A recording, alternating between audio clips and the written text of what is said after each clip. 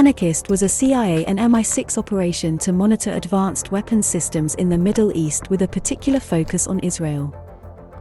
The British base in Cyprus played an important role in this operation.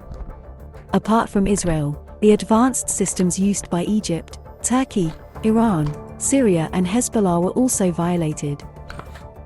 The UAV fleet of the Israeli Air Force, however, was the primary target.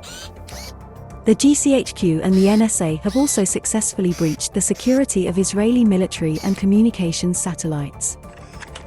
This covert operation started in 1998 and was publicly exposed in 2016 through documents released by Edward Snowden. While the primary targets were drones, the main target in 2008 became the Israeli F-16s. In particular, the Americans managed to record 14 seconds of Israeli F-16s on a bombing mission in Gaza, indicating a ground target being closely monitored.